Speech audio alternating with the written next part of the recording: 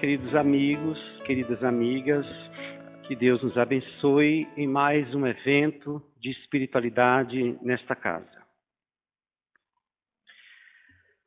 A mediunidade sempre esteve presente em todos os períodos da humanidade, mesmo que as criaturas não a tenham percebido de forma ostensiva, de forma atuante, criando essa relação entre os dois mundos. Se visitarmos as civilizações antigas, nós vamos perceber esse intercâmbio, muitas vezes sendo feito pelos sábios da Grécia, por aqueles que se reuniam em Roma, na China, no Egito e em todas as civilizações que trouxeram no campo da espiritualização essa busca de interagir-se com o mundo espiritual. A questão que o Espiritismo traz é um olhar científico sobre este acontecimento. Assim como tudo que a doutrina espírita estabelece como princípios, na verdade, são leis que já estão regendo o universo, regendo as nossas vidas. O Espiritismo veio ser o olhar científico sobre esses acontecimentos. Então, a mediunidade, desde sempre, foi vista de forma equivocada, até que a doutrina foi mostrando a sua finalidade, as suas funções.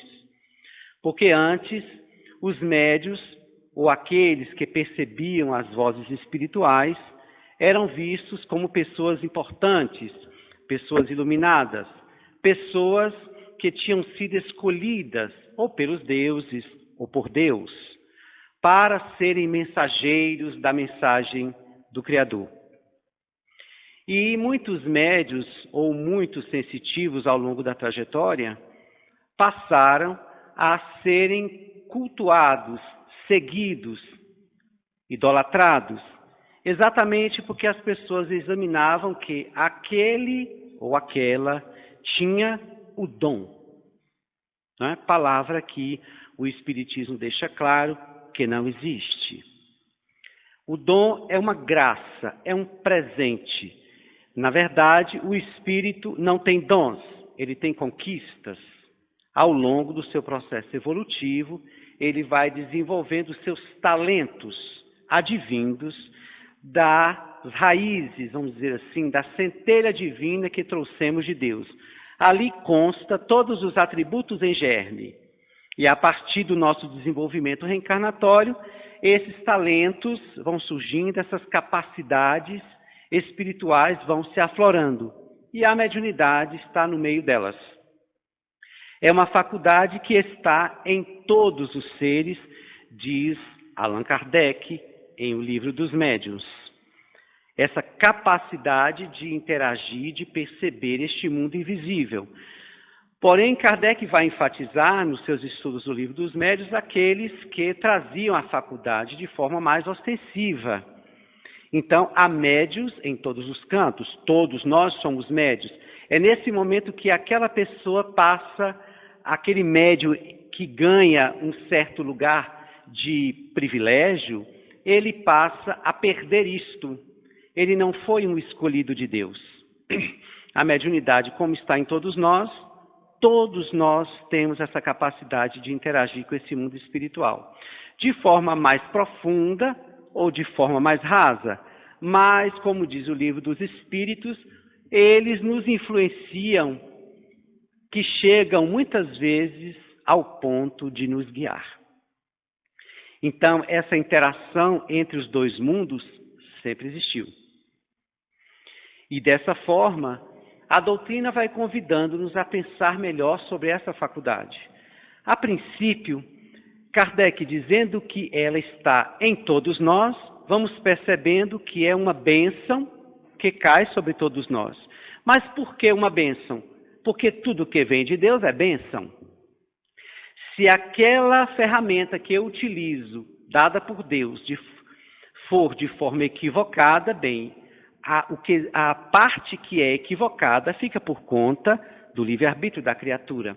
Mas tudo o que Deus nos ofertou é para o nosso bem, para o nosso crescimento. Né? Assim, a mediunidade em si ela é neutra. É uma faculdade do espírito, está ali neutra. Ou seja, olha a sabedoria de Deus. Dá-nos uma faculdade onde ela não traz nenhuma característica boa ou má. Ela fica entregue ao livre-arbítrio da criatura humana. Então, como uma faca muito bem afiada, que pode ferir alguém ou cortar um pão e dividi-lo. Daí, a mediunidade, ficando nesse lugar de neutralidade, há toda uma expectativa divina para que nós a utilizemos em favor de nós mesmos e do próximo, posto que tudo o que ele nos ofertou é para que pudéssemos utilizar da melhor maneira possível e conquistássemos, por esforço próprio, a felicidade e a paz. Sendo neutra, fica em nossas mãos o que fazer. Bem, a partir disso, nós vamos vendo, através do estudo do Evangelho, Jesus, que era médium de Deus, ou seja, ele recebia do Criador diretamente as suas orientações, ele estabelecia simplesmente esse lugar de ponte entre o Criador e as criaturas.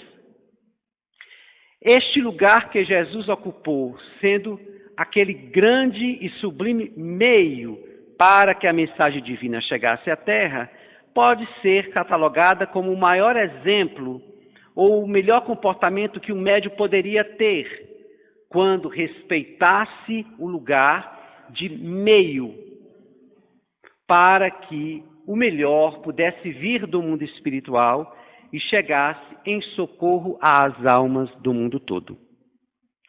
Sendo a mediunidade algo que está em todos nós, nós vamos lembrar um livro que Emmanuel publicou, o primeiro livro que ele escreve por Chico Xavier, de nome Emmanuel.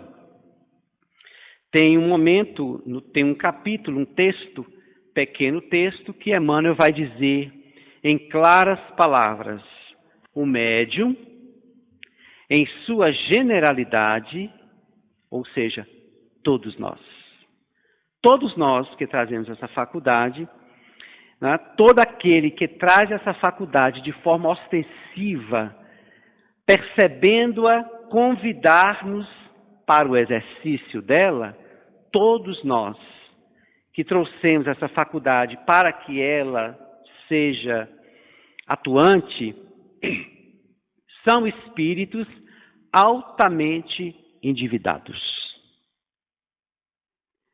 Os médiuns, em sua generalidade, são espíritos que construíram comportamentos negativos no passado, destruíram famílias, produziram males na sociedade, causaram danos psicológicos, emocionais e por aí afora.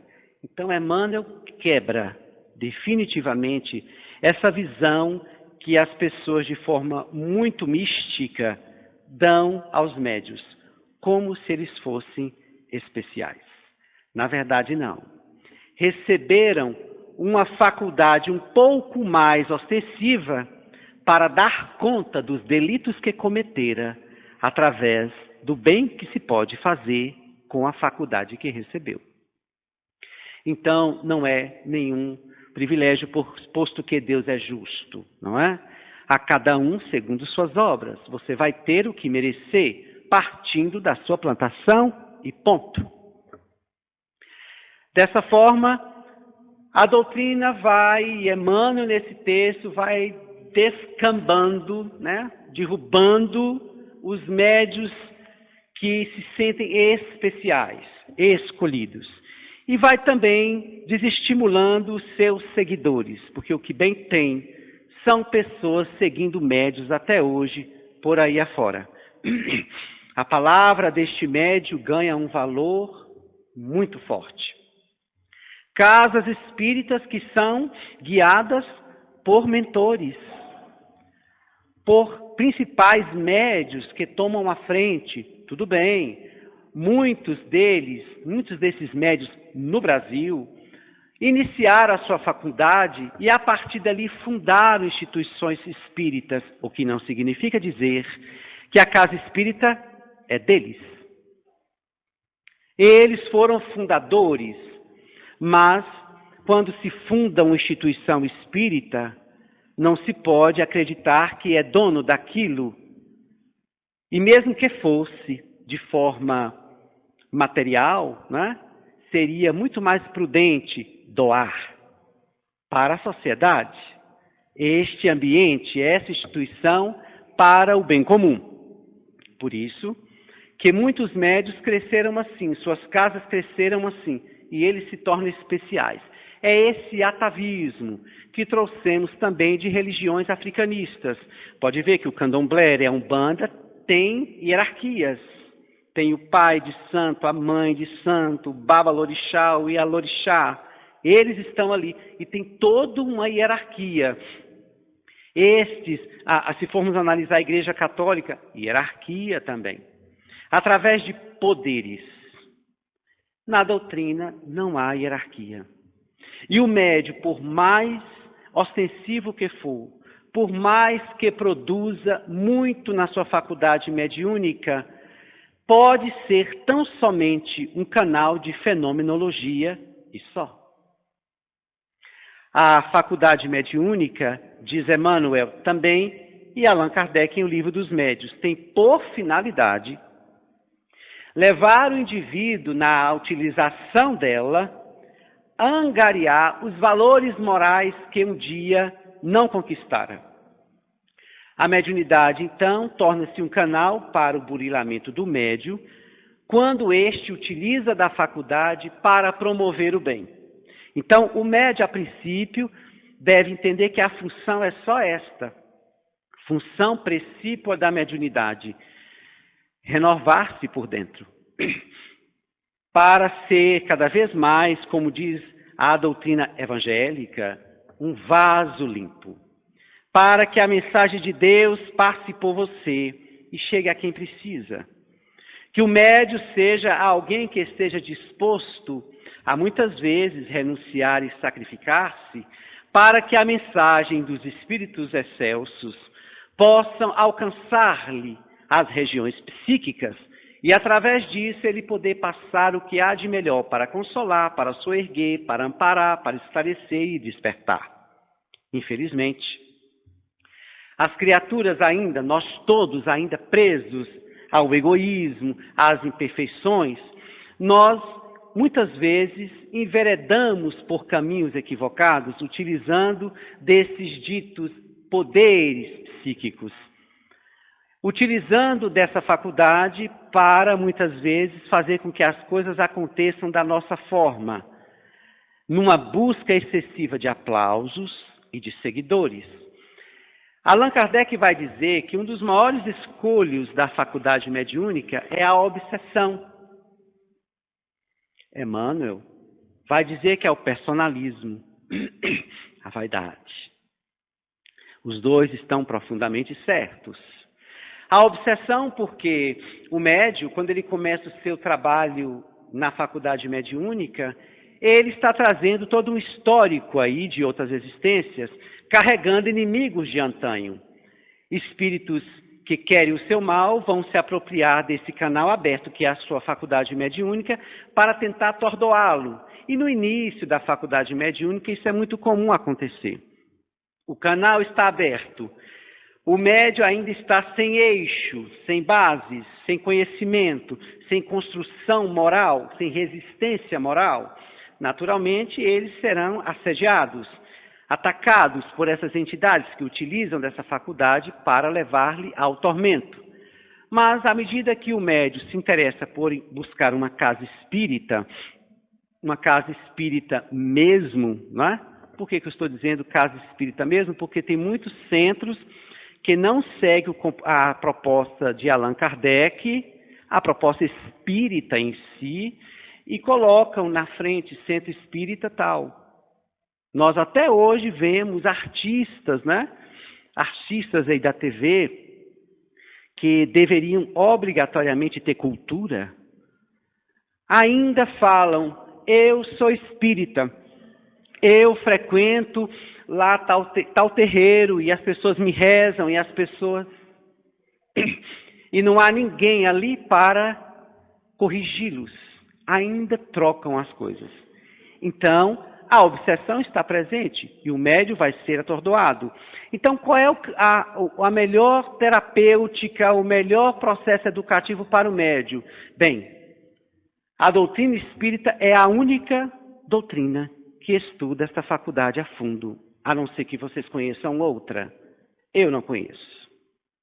É a única que parou para fazer um exame claro, científico, com várias pesquisas. Não foi assim que Allan Kardec fez, ou diria que Hippolyte Léon Denisard fez, quando ele vê, naquela noite de maio de 1855, numa terça-feira, 20 horas, na rua Granger Batelier, número 18, na casa de Senhora de Pranay-Maison. Ele foi examinar que fenômeno é esse. Estão dizendo que as mesas estão girando, estão dizendo, informando, trazendo vários conhecimentos de toda ordem. Ele se interessa e vai à casa da médium. E enquanto ela manifesta os espíritos, ele fica pesquisando, olhando debaixo da mesa, olhando tudo. Postura do cientista, não é? Pouco se tem muitas vezes no Brasil essa pesquisa. Uma certa vez, participando de uma casa inicialmente, porque antes de ser espírita, eu fui da Umbanda. E ao sair da Umbanda, entrei numa casa espírita e percebi que a casa espírita parecia um pouco da Umbanda que eu estava. Como eu estava procurando espiritismo, eu tive uma certa reação. Achei que eu estava voltando para um lugar muito parecido. E em determinado momento havia um grupo que se propunha estabelecer a doutrina espírita dentro de uma casa que se dizia ser espírita. E o que aconteceu? Nós fizemos uma reunião com os mentores da casa, que regiam a casa. Por aí já se vê o perigo. Regiam a casa. E aí começamos a questionar alguns processos. Olha, a casa passa banho, a casa faz consultas, a casa faz previsões. Bem, sem nenhum problema em relação a isso, só que não pode socorrer na casa espírita, a não ser que vocês queiram mudar o nome da frente. Mas as pessoas, né, e aí dentro do Brasil isso é muito comum, elas se melindraram, elas não gostaram. Acharam que estavam desrespeitando os espíritos. Pois saibam vocês que os espíritos sérios preferem serem arguídos em busca da verdade do que as criaturas ficarem dizendo amém a tudo que eles dizem. Espíritos que gostam disso, do amém da maioria, são frívolos e não são superiores. Eles também trazem os seus personalismos e adoram que as pessoas os ovacionem. Tenham essa reverência. É um misto de espíritos vaidosos com médios vaidosos, que atrai espíritos, né, pela lei de sintonia. Então, a obsessão está presente, é na casa espírita que se trata. Por quê? A obsessão não é algo que se tira. Não há exorcismo para a obsessão. Há uma conscientização das duas partes, quem obsidia e o obsedado. Foi um conflito que ocorrera no passado e que cabe agora os dois buscar a restauração dessa relação, fazendo a mudança interior. Então o médium, quando ele começa, é esse período atordoado da obsessão. Mas à medida que vai estudando, compreendendo os mecanismos da mediunidade e fazendo o seu trabalho de aprimoramento moral, adquirindo conhecimento espírita, ele vai administrando melhor cada vez e se vinculando a trabalhos sérios que faz com que ele seja amparado por espíritos que o acompanham, organizando para a tarefa que tem.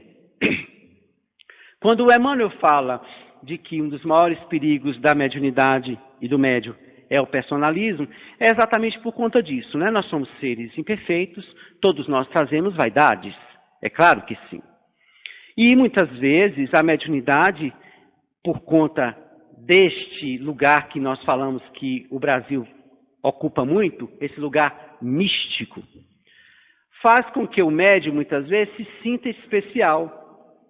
Às vezes não é porque ele quer, a vaidade ainda nem nasceu ali, mas é a forma como as pessoas o tratam, como se ele fosse uma pessoa especial. E aí ele vai se embalando e a vaidade vai surgindo e ele acha que ele é uma pessoa especial.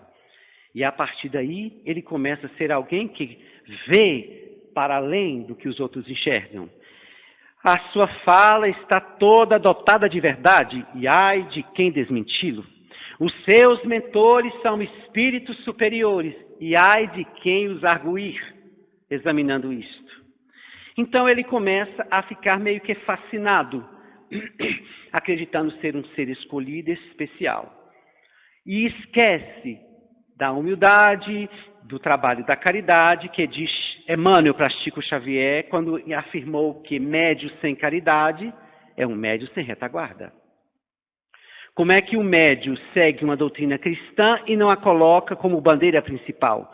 Ainda mais quando o Espiritismo nos afirma que fora da caridade não há salvação. Bem, não há outro caminho, não é? Mas os médios vaidosos começam a se sentir especiais. E não fazem, muitas vezes, a avaliação das suas comunicações. E ai de quem fizer. Experimente, vocês que participam de reuniões mediúnicas, fazer trabalhos de avaliação.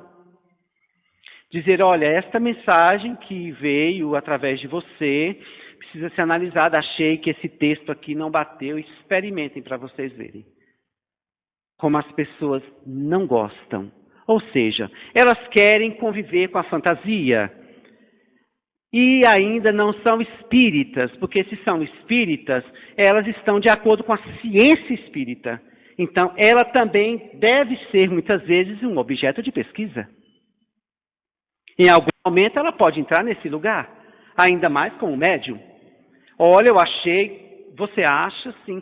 Há um impacto dentro de nós. Toda crítica que nos chega, há um impacto. Só que é importante entender por que ocorre o impacto. É a predominância do orgulho. Então seria muito bom que fôssemos impactados quase que sempre. Só assim ele cai. A criatura que está interessada em modificar-se, ela se propõe às corrigendas. Porque isso atinge o seu orgulho. E que bom que ele seja atingido. Pior se for alimentado. Então os médios eles ficam muito ainda criando essa ideia de especiais. Mas não são. Na maioria das vezes, como diz Emmanuel, são espíritos endividados e que deve utilizar essa faculdade mediúnica para promover o bem. Jamais um médium tem que trazer mensagens que atordoam, que perturbam, que desequilibram. Quando eu entrei na doutrina espírita, eu ouvi muito isso, muitas vezes, eu me deparava muito com esse acontecimento e até hoje, infelizmente, a gente se depara com pessoas que nos procuram apresentando tormentos, desequilíbrios emocionais, psicológicos, atormentadas, tristes, quando isso tudo surgiu a partir de uma orientação mediúnica. Um espírito a disse isso, a disse aquilo, e a desequilibrou. Bem, a coisa já começa errada, não é? Primeiramente porque os espíritos nobres, eles sabem nos alcançar. Eles sabem falar de uma forma que, ou às vezes não fala, mas nos leva a encontrar o caminho da solução, sem muitas vezes levar à verdade. Emmanuel vai dizer que a verdade é como um diamante precioso, mas se for jogada com força, vai ferir. Então, como é que um médium traz uma mensagem que atordoa o outro? Essa não é a sua missão, a sua tarefa. Ele sempre tem que trazer a mensagem de consolo, de diretriz. Ele não veio mudar o mundo, ele não veio fazer corrigendas alheias. Quantas vezes nós ouvimos médios, um médium que disse para uma mulher que estava grávida, disse para ela, vejo que no seu parto você vai ter eclâmpsia e vai desencarnar. Essa mulher passou 7 meses apavorada. Imagina a repercussão que esse feto não recebeu através dos abalos e medos da mãe. Vou morrer no parto. Mas isso, meus irmãos, eu digo, é o mínimo. do que a gente escuta de pseudo-médios que estão forjados nas casas espíritas. E é por isso que a gente convida a casa para ser severa nesses assuntos, examinando seus médios na reunião mediúnica e no seu envolvimento com a casa, porque médio só para frequentar a reunião mediúnica nós dispensamos. Procure um terreiro. Lá está aberto, você vai o dia que quiser. Mas se for para ser médio da casa, tem que estar comprometido com a casa. E, sobretudo, com a sua autotransformação. Do contrário, será como disse-me o Espírito uma vez. Quando eu comecei a fazer palestra, ele disse, muito cuidado, para você não se transformar numa caixa de som. Eu fiquei sem entender, falei, meu irmão, como assim? A caixa de som pode transmitir as melhores e mais belas canções. Porém, ela em si é fria, oca, muitas vezes. Então, ao falar da verdade, que essa verdade lhe toque e te leve a mudar. Porque senão você só será uma caixa de som falando a verdade, sem querer comprometimento com ela. Assim não é diferente com o médium. Ele não pode participar de uma reunião mediúnica. A fenomenologia, na verdade, meus irmãos, é de forma bem espiritista, vamos dizer assim, a fenomenologia está sempre em segundo plano na doutrina espírita. Ela foi uma porta para que a doutrina chegasse, mas ela não é a doutrina. Começando os cursos de mediunidade por aí, as pessoas vão começar a perceber que a mediunidade na casa espírita está em segundo plano. E a depender, terceiro. Mas nunca em primeiro lugar. Então, se o médium chega à reunião mediúnica, faz o seu trabalho e não tem comprometimentos na casa espírita com a divulgação, com os estudos, com a manutenção da instituição, com todo o trabalho de divulgação, ele está simplesmente vivendo uma vida fenomenológica. E só. O médium não se sustenta pelos números de espíritos que manifesta, pelas mensagens que recebe. Porque se fosse assim, disse Chico Xavier, né? Se fosse dessa forma, Valdo Vieira, com todo respeito a esse amigo, todos vocês conheceriam. E eu tenho certeza que muita gente aqui não conhece. Por quê? Agora, se eu disser Chico Xavier, todo mundo conhece. Qual a diferença? Chico um dia disse, Valdo Vieira, que esteve com ele, trabalhando muito na mediunidade, à época, disse, a faculdade mediúnica de Valdo Vieira é muito mais ampla do que a minha. Mas Valdo saiu da doutrina e seguiu outros caminhos e quase ninguém conhece-o. Mas quando todo mundo fala Chico Xavier, todo mundo conhece. O que foi? O que aconteceu de diferente aí? Porque a faculdade de Valdo Vieira era muito mais ostensiva. Não era para ele ser altamente conhecido e buscado. E por que foi Chico? A diferença foi que Chico seguiu a proposta da mediunidade que foi transformar-se. Então Chico hoje é mais conhecido pelo homem amor do que pelo homem mediúnico. Foi a sua moralidade. Foi ele fazer com que a mediunidade o levasse ao patamar do mediunato, palavra que Joana d'Arc vai dizer no final do livro dos Médiuns, dando a significar o termo como o ápice do objetivo da mediunidade. Qual é exatamente o que ela fez com Chico? Através do manuseio da faculdade, ele transformou-se em um ser que podemos catalogá-lo como está lá no livro Evangelho segundo o Espiritismo, o homem de bem. E Chico transformou-se em tanto amor, em tanto caridade, pronto. Por isso que ele passou a ser conhecido, respeitado. Não foi por conta da sua fenomenologia. No início, é claro que sim, as pessoas ficaram encantadas, da mesma forma que as irmãs Fox e as mesas que giraram na Europa. Era necessário fazer um barulho, porque nós ainda materialistas, que somos ainda no inconsciente profundo, nós precisamos de barulhos para sair em busca do mundo espiritual, porque nós ainda somos um bando de São Tomé, não é? Precisamos ver, tocar, sentir. Então, quando aquela parede começou a ter pancadas, as irmãs Fox ficaram atentas e a vizinhança também, daqui a pouco os cientistas, e eis que começaram a examinar do que se tratava as batidas. Precisou haver batidas de Charles Roseman, o mascate que havia sido assassinado e enterrado no porão daquela casa. Foi necessário um alarido para que as criaturas pudessem enxergar Jesus.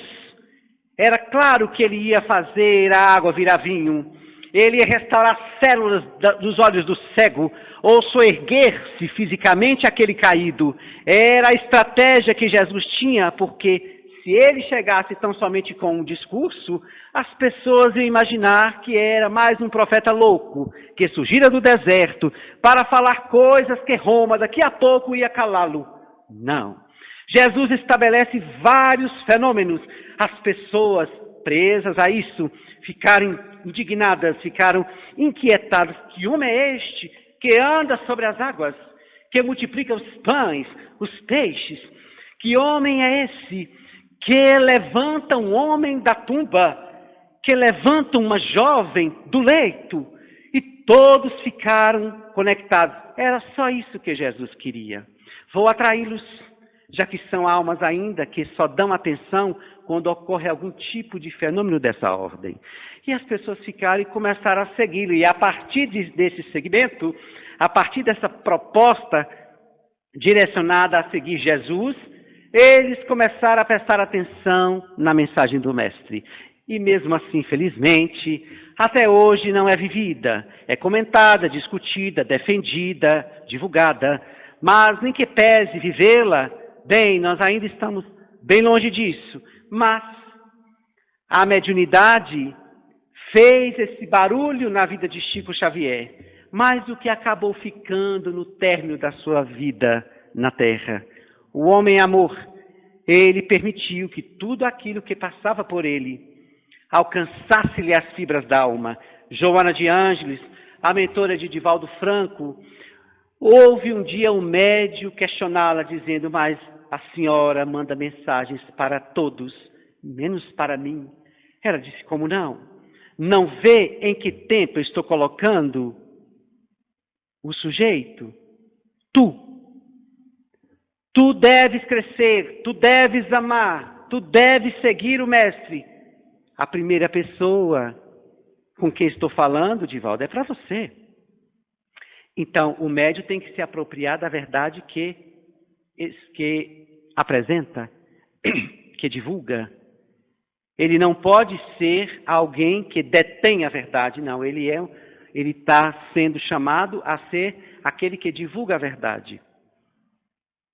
Então, é importante que o médium comece a estudar a doutrina espírita e fazer o seu trabalho moral. E se quiser aumentar as defesas, e se quiser atrair os bons espíritos, que tal abrir o coração e servir a quem sofre? E que tal abrir na agenda um momento para aquele que está passando aflições de toda ordem? Porque, como disse Chico e Humberto de Campos, o médium que não serve tem as mãos paralisadas. E é através da caridade que se atrai os espíritos nobres. Porque, meus irmãos, evocar os bons é fácil. É só você fechar os olhos, fazer uma prece e pedir a assistência de um espírito amigo, um espírito superior. Ele vem. Agora a questão é atraí-lo, o que é bem diferente. Chamar é da ordem só de uma simples evocação. Atraí-lo precisa de conteúdo interno para que ele sinta-se atraído. Então, e para atrair e ele ficar, depende da manutenção moral do médium. Ou nós não podemos achar que Chico teve aquela pleiade de espíritos ao lado dele simplesmente porque resolveram ficar com ele. Quem lê a história de Chico Xavier vai perceber o preço que ele pagou para que Emmanuel e todos aqueles espíritos ficassem com ele.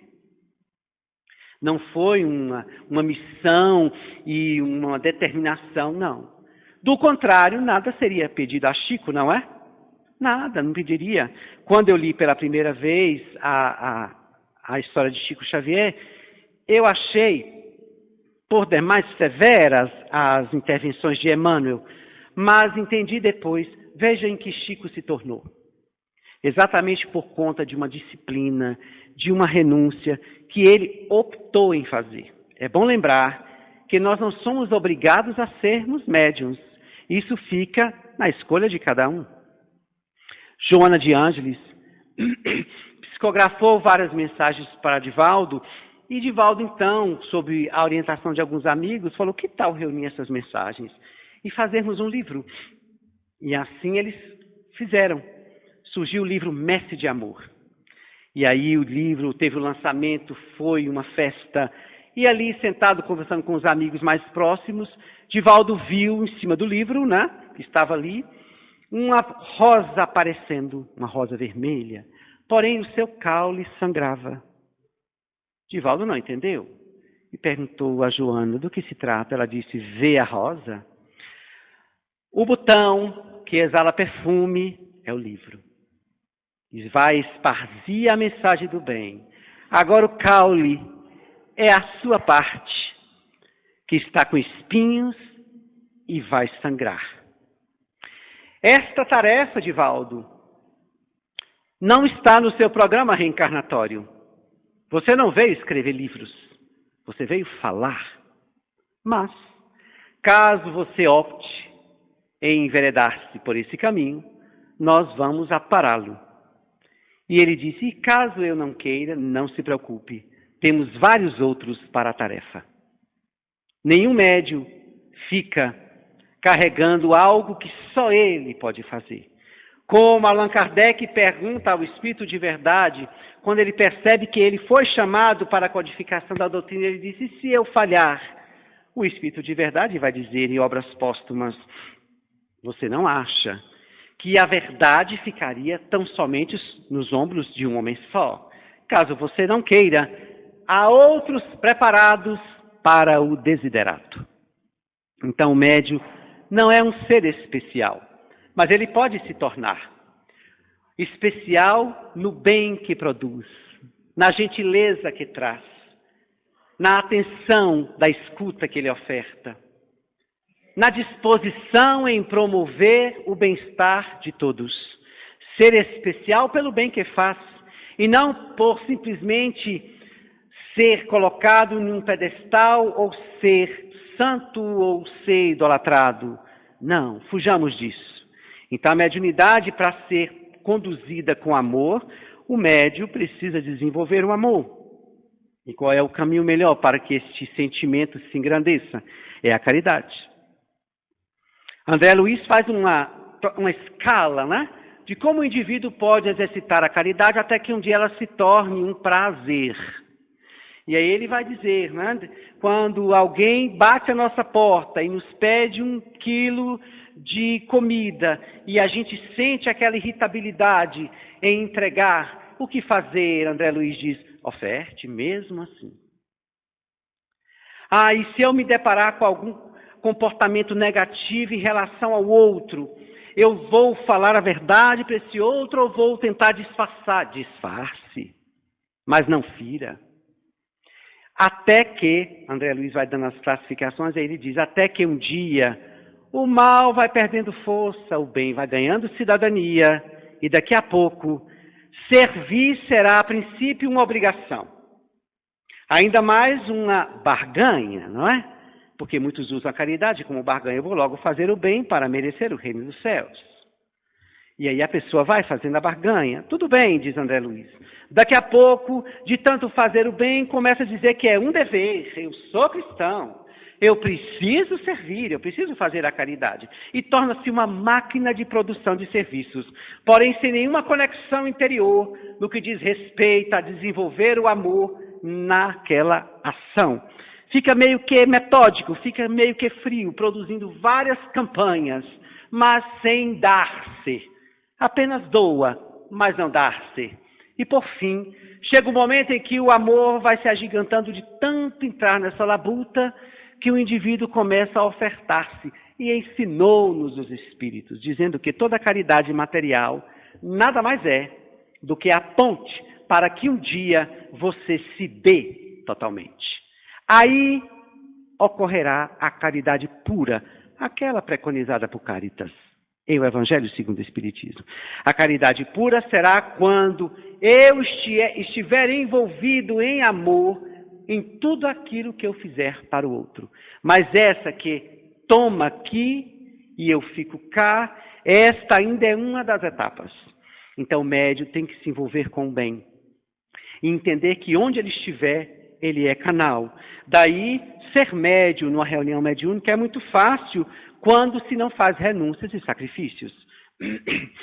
Porque o médium precisa, para alcançar uma sintonia com o mundo superior, feliz, para perceber de forma as informações dos espíritos de forma legítima e clara, ele precisa estar afinado a essa proposta. Então, ele não pode ser médium só na reunião mediúnica. Por isso que Emmanuel Filomeno de Miranda vai propor o médium 24 horas. Mas como seria o médium 24 horas? Manifestando todo o tempo, vendo espírito todo o tempo? Não. Sabedor de que, sendo canal, ele tem que saber aonde pisa, o que faz, para onde, e o que pensa, o que fala e o que faz. Na minha opinião, na minha parca opinião, às vezes eu penso se a disciplina que Emmanuel disse 3 vezes era para enfatizar a palavra ou para falar das 3 instâncias que o médium precisa, como qualquer cristão também precisa, para burilar-se. Disciplina no que pensa, disciplina no que fala e disciplina no que faz. Mas o médium é pedido renúncias. Olha, você não pode se vincular a vícios. Se quer trabalhar com a mediunidade de forma plena, aliada a entidades sérias que podem fazer com que sua faculdade evolua, porque a mediunidade evolui, diz André Luiz. Quanto mais o espírito moralmente evolui, mais se amplia as suas faculdades psíquicas. Então, tem que ver aonde você anda, os tipos de lugares que você frequenta, mesmo entendendo que não é onde você está, mas como, é importante estar atento a como. Porque todos falavam, como é que aquele homem pode ser o nosso Messias? Vê, caminha com ladrões, está na casa de mulheres de má vida. Ele recebeu os beijos nos pés e os cabelos enxugando-os por uma meretriz. Uma mulher que trouxe a promiscuidade para Magdala, como é que ele pode ser o Messias? Porque Jesus deixava claro, não era onde nem com quem ele estava, era como ele se posicionava. Ele estava plantando o bem. E o médico deveria, claro, estar ao lado dos doentes, e não dos sãos. Então, a mediunidade com amor é uma tarefa longa para que o médium consiga, sem muitas vezes, produzir fenomenologias. Apenas a sua presença ser um foco de irradiações benfazejas. Só a sua presença, depois dessa moral adquirida, com a autoridade moral, ele pode fazer grandes prodígios, sem precisar muitas vezes manifestar espíritos, sem precisar muitas vezes contar com os espíritos. Médium que conta com os espíritos é vazio em si mesmo, moralmente falando. Não sustenta um equilíbrio moral ao ponto de fazer a sua palavra validar. E nós estamos tão presos àquele 2º capítulo do livro dos médiuns, né, que Kardec fala do sobrenatural e o maravilhoso, que quando a gente ouve um conselho de uma pessoa, a gente age de uma maneira. Quando a gente ouve o conselho de um espírito, a gente muda completamente. E eu sempre trago esse exemplo, e vocês vão ver ano que vem, na Semana Espírita de Vitória da Conquista, se Deus quiser, se Divaldo Franco estiver conosco, ele há de estar, vamos torcer para isso. Quando, antes da manifestação de Bezerra de Menezes, nós ouvimos aquele barulho, o orador falando e um barulho ali. E quando Bezerra manifesta, menino, nem as moscas voam. Por que será? Ah, porque é um espírito, sim. E daí? Quem estava falando não era? Ah, porque era um espírito superior. Ah, então o respeito é da classe dos superiores? Ou o respeito é para todos? Não, não precisam explicar. É o sobrenatural e o maravilhoso ainda incutido no nosso inconsciente. Experimente, faça experiência em casa com um amigo. Às vezes eu faço. Eu chego lá em casa e falo assim, Olha, eu dou um conselho para uma pessoa, às vezes converso, daqui a pouco passa uns dias e eu falo, Lana, eu tenho uma mensagem do mundo espiritual. A pessoa fala, sério? Sério, eu vou falar a mesma coisa que eu falei, só mudei as falas.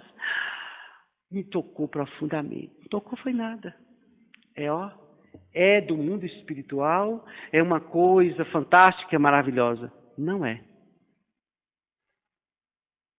E aí é que nós precisamos de mais tempo no Espiritismo. O Espiritismo é novo quando se trata de um ser milenar que carrega vários atavismos religiosos de outros tempos. Não vamos achar que 180 e poucos anos de doutrina espírita ia transformar-nos em espíritas de forma plena. Não, ainda não. Então é por isso que a mediunidade e os médios são colocados neste lugar de especiais. E os espíritos como se fossem seres angélicos. Então, dessa forma, nós vamos entendendo a faculdade mediúnica. É claro que eu tentei resumir um assunto que é para seminário, né? Porque ele é extenso, tem muitas vertentes. Mas o que é mais importante é entender que precisamos nos burilar moralmente, conhecer a doutrina espírita, abrir o coração para a caridade, trabalhar, vigiar as nascentes do coração, de onde vem a vaidade, o personalismo, nos melhorando moralmente para que nos distanciemos cada vez mais dos maus espíritos e nos aliemos mais aos bons espíritos. E para fechar, muito cuidado com esta empolgação em relação aos mentores, a querer saber nomes de mentores, a valorizar nomes. Isso não é uma prática espírita. Tá? Não é. Então, o mais importante é produzir. O mais importante não é você saber quem te guia, quem é o seu mentor. Não, o mais importante, na verdade, porque este sendo seu mentor de luz não lhe fará diferença, sabe por quê? Porque quando você desencarnar, não é a luz dele que você vai ter que contar, é a sua. Então, que tal pensar mais na construção da luz própria? Porque, naturalmente, por lei de afinidade, você vai atrair espíritos equivalentes. Não adianta ter espíritos iluminados quando dentro de si há escuridão. A proposta é diferente. Então, o médium deve focar-se na autoiluminação, que naturalmente atrairá entidades equivalentes.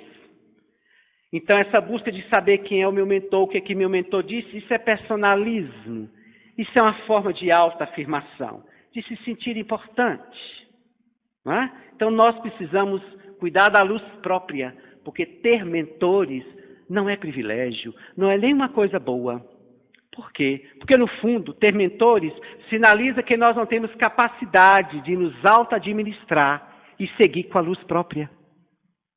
Então, enquanto temos mentores, é muito bom, mas isso não sinaliza a real conquista que devemos ter, de um dia nos valermos pela própria luz, como assim era Jesus.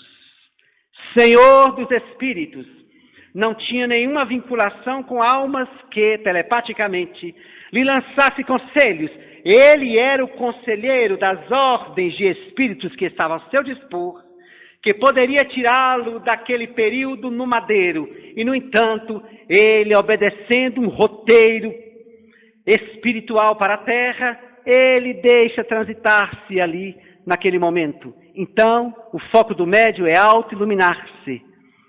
E, dessa forma, vamos distanciando-nos dos maus espíritos simplesmente por falta de afinidade, sem nenhuma intervenção mediúnica nas reuniões, não é?